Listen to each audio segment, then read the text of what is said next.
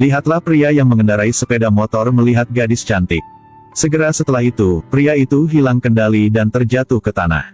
Gadis itu panik, banting setir dan menabrak truk di depan. Dia terjatuh tersungkur dari mobil dan memecahkan jendela kaca juga. Beberapa menit kemudian, jarinya bergerak sedikit. Ji-hyun perlahan membuka matanya dan bangun. Dia menyentuh tubuhnya dan menemukan bahwa dia tidak terluka sama sekali. Saat itu, beberapa orang sedang mengerumuni mobil Ji-hyun. Dia menemukan bahwa orang di dalam mobil itu adalah dirinya sendiri. Sebelum lanjut, tekan subscribe dulu ya. Telepon di dalam mobil ada panggilan masuk, itu adalah tunangannya. Ji-hyun ingin mendorong semua orang menjauh. Tapi kemudian dia menemukan bahwa dia tidak bisa melakukan apa-apa. Baru saja berbalik. Ada seorang pria mengendarai sepeda motor menatapnya. Tapi Ji-hyun melihat dirinya dimasukkan ke dalam ambulans. Dia mengikuti semua orang ke rumah sakit.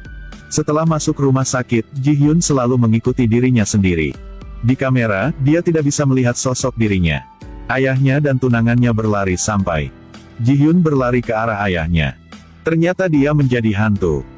Ji-hyun melihat dirinya dibawa ke ruang operasi. Dia menangis dengan getir, tetapi dia melihat orang itu lewat juga. Setelah itu, Ji-hyun dengan cepat mengejarnya.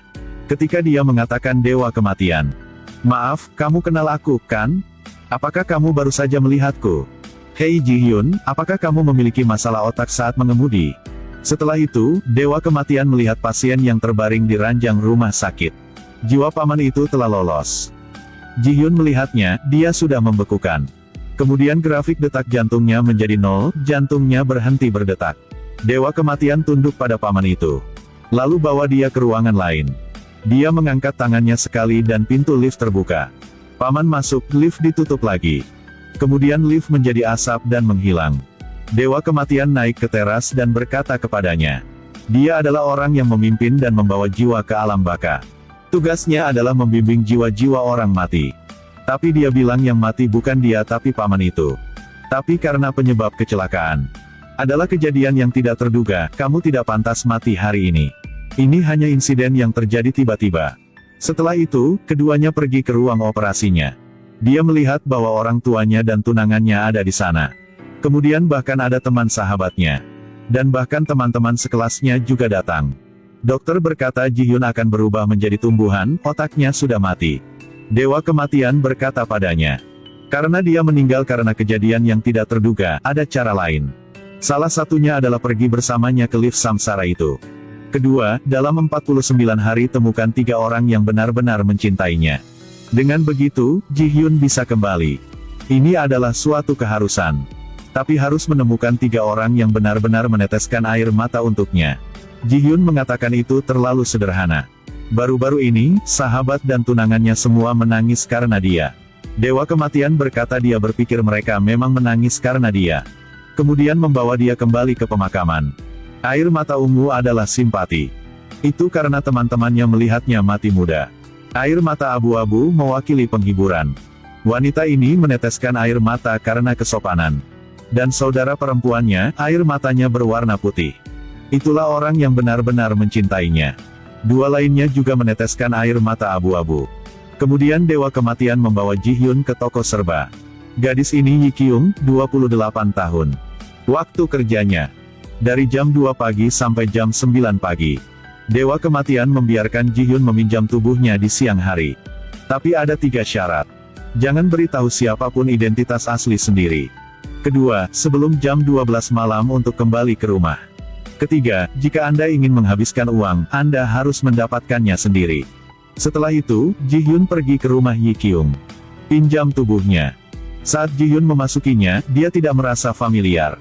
Saat dia membuka pintu kamar mandi. Mengapa seorang gadis begitu sederhana? Ji-hyun memakai sepatu tua dan berkeliaran di jalan. Tapi saat dia melihat dirinya di cermin, Ji-hyun bahkan takut untuk shock. Baru kemudian dia menyadari bahwa ini bukan tubuhnya. Bahkan rambutnya terlihat seperti sudah lama sejak dia mencucinya. Wajahnya terlihat seperti baru saja dipukuli. Pada saat itu, dewa kematian juga berada tepat di belakangnya. Kemudian dia mengulangi 3 kondisi lagi. Lalu berikan Ji-hyun ponsel. Telepon apa ini?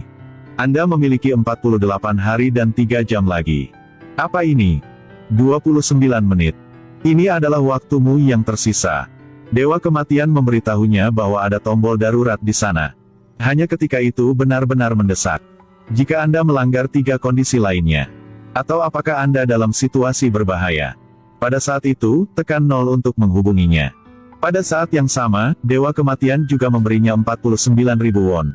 Ini adalah tunjangan hidup sebelum dia menemukan pekerjaan. Dalam 49 hari, dia harus mengembalikannya kepadanya. Ini adalah kalung baginya untuk mengumpulkan air mata. Begitu Ji Hyun menerima uang, dia naik taksi. Dia masih mengira dia putri seorang Taipan. Ketika dia membayar pengemudi, dia bahkan mengatakan bahwa dia tidak perlu mengembalikannya. Ji Hyun berlari ke rumah sakit. Ke kamar rumah sakit dirinya. Dia melihat tunangannya duduk di samping ranjang rumah sakitnya. Ji Hyun ingat hari yang dia bertemu dengannya. Bertahun-tahun yang lalu, ketika dia mendaki gunung. Sayangnya, hujan dan badai. Dia baru saja bertemu Min Ho lagi. Dia menggendongnya di punggungnya menuruni gunung. Sejak itu, keduanya memutuskan untuk tetap bersama.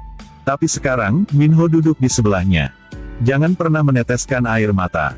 Dia harus pergi mengumpulkan air mata orang-orang yang mencintainya. Ji Hyun pergi ke toko serba ada. Dia membeli sampo dan lipstik. Tidak ada yang menghabiskan 29.000. Lalu dia pergi ke toko kue temannya tapi teman dia tidak ada di sini. Ji Hyun pergi ke kedai kopi teman sekelasnya lagi. Tapi dia juga tidak ada di sini. Ji Hyun sangat lapar sehingga dia makan semangkuk besar mie. Dia menemukan bahwa dia telah menghabiskan sebagian besar uangnya. Dia harus mencari pekerjaan untuk mendapatkan uang. Tapi Han Kang berkata tidak ada kekurangan orang di sini. Katakan padanya untuk pergi dengan cepat.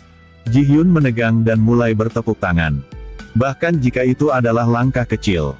Tapi itu mengingatkan pada Ji Hyun. Setiap kali dia stres, dia akan melakukan hal yang sama. Jadi Han Kang setuju untuk membiarkannya bekerja di sini. Ji Hyun kembali ke rumah. Dia meninggalkan tubuh Yi Kyung. Ini baru jam 8, dia masih belum bangun. Ji Hyun ingin keluar. Dia menemukan bahwa dia tidak dapat menyentuh apapun. Pada saat itu, Dewa Kematian sedang bermain dan menari. Tiba-tiba seluruh orang seperti tersengat listrik. Ternyata Ji Hyun menekan tombol telepon untuk meminta bantuan.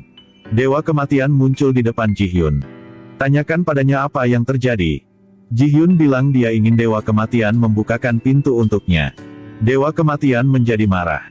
Dan berkata dia tidak akan membantunya dengan hal-hal manusia. Setelah mengatakan itu, dia menghilang lagi. Keesokan harinya, Ji Hyun mencuci rambutnya hingga bersih dan wangi. Dia memulai pekerjaannya mengumpulkan air mata.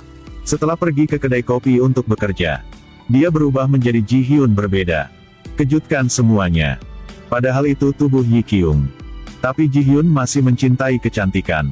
Bagaimanapun itu adalah jiwa Yi Kyung. Dia menjatuhkan pisaunya ke tanah. Kemudian ambil dan usapkan pada celemek.